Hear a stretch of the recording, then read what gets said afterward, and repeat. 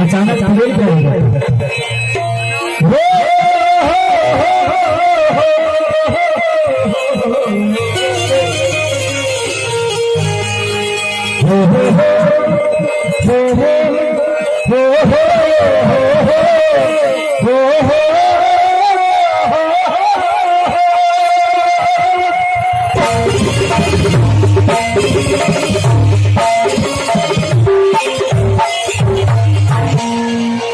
आप लोग बैठ जाएंगे तो शायद पीछे वाले को प्रॉब्लम है, प्लीज आप यहाँ पर बैठ जाइए, नहीं तो बैठ जाइए, पीछे भी बहुत सारी पब्लिक है, हमको प्रॉब्लम होगा। जय गणेश मंगल करेगा विघ्न भयो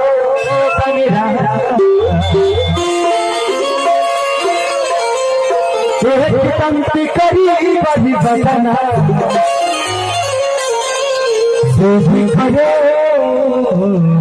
ममता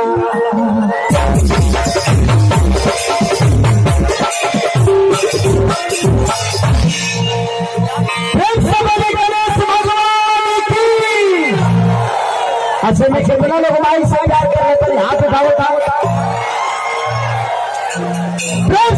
दुर्गा महारानी की। और कितना लोग मेहरारू से करेगा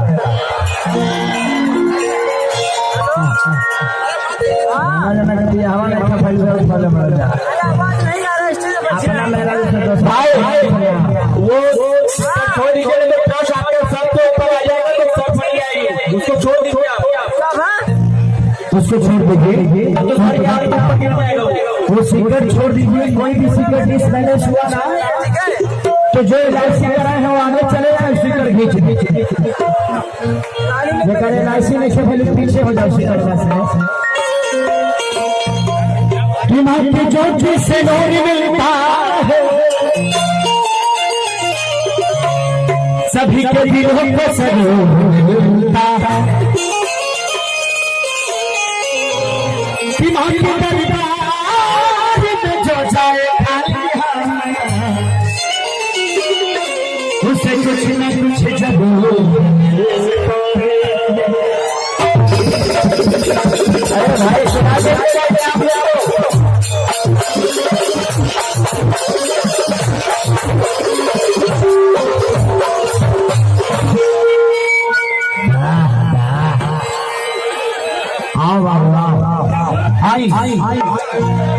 एक लड़का माई के दरबार में गई लड़का कि माटी के मूर्ति से तपली मुस्काई के बढ़ा जा राजा बढ़ा देते हिलर में बढ़ा गा हमारा बढ़ाओ रहा और सब में बढ़ा करके मुझे करा बता के हमने को ठीक लगता है कि माटी के मूर्ति से तपली मुस्काई के ये सब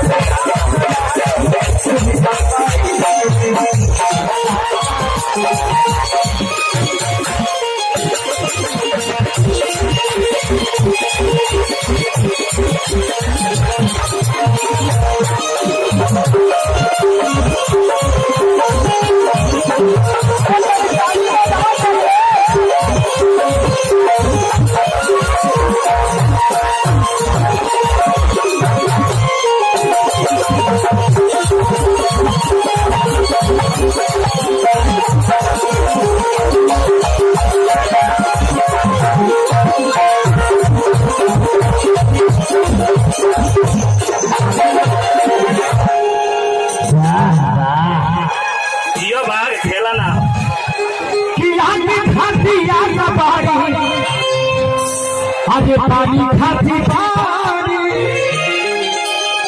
जे जैसे चाहे वैसे अरे मेरे माता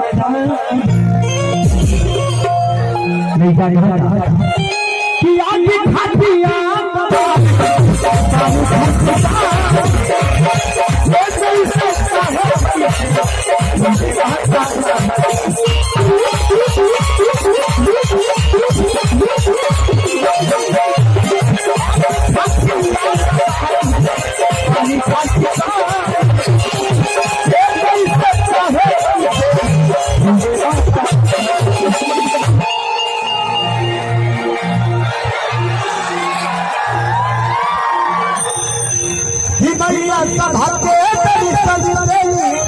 मन हर